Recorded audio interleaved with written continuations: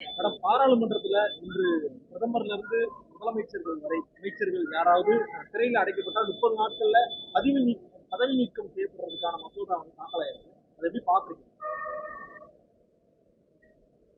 சில முக்கியமான மசோதாக்களை தொடர்ந்து பிஜேபி அரசு, ஒன்றிய அரசாங்கம் தொடர்ந்து இறுதி நாள் வரை காத்திருந்து கொண்டு வருவதை வழக்கமாக கொண்டிருக்கிறார்கள்.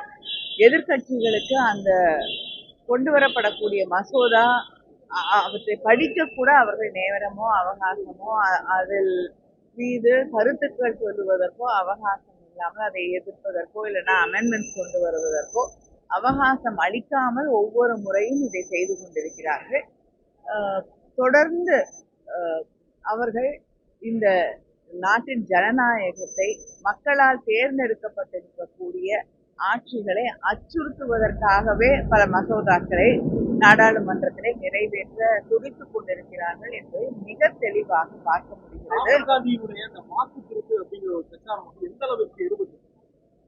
நிச்சயமா மக்களுக்கு மனசுல இந்த இருக்கக்கூடிய ஒன்றிய அரசாங்கமோ இல்லை என்றால் பல மாநிலத்திலே இருக்கக்கூடிய ஆட்சிகளோ நாங்கள் தேர்ந்தெடுத்து உருவாக்கி இருக்கக்கூடிய ஆட்சியா அல்லது ஒரு ஒன்றிய அரசாங்கமும் தேர்தல் ஆணையமும் இணைந்து உருவாக்கி இருக்கக்கூடிய ஆட்சியா என்ற ஒரு மிகப்பெரிய கேள்வியை அவர்கள் மனதிலே அது விதைத்திருக்கிறது.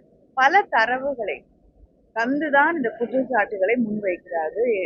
திரு ராகுல் காந்தி அவர்களாக இருக்கட்டும், எதிர்கட்சிகளாக இருக்கட்டும், இந்த கருத்துக்களை அவர்கள் எடுத்து சொல்லும் பொழுது, குற்றச்சாட்டுகளை சொல்லும் பொழுது தரவுகளோடு இருக்கக்கூடிய சாட்சிகளோடு தான் சொல்கிறார்கள். ஆனால் அதற்கு எந்த பதிலையும் நாடாளுமன்றத்திலே எஸ்ஐஆர் பற்றி ஒரு விவாதம் இருக்க வேண்டும் என்று தொடர்ந்து எதிர்கட்சிகள் குரல் எழுப்பிக் கொண்டிருக்கக்கூடிய நேரத்திலே ஒவ்வொரு நாளும் போராட்டத்தில் ஈடுபடக்கூடிய ஒரு நிலைக்கு தள்ளப்பட்டிருக்கக்கூடிய நிலையிலே இதுவரை நாளை நாடாளுமன்றம் முடியக்கூடிய சூழலில் இதுவரை அதை ஏற்றுக்கொள்ளாத ஒரு நிலையை நாம் பார்க்கிறோம்.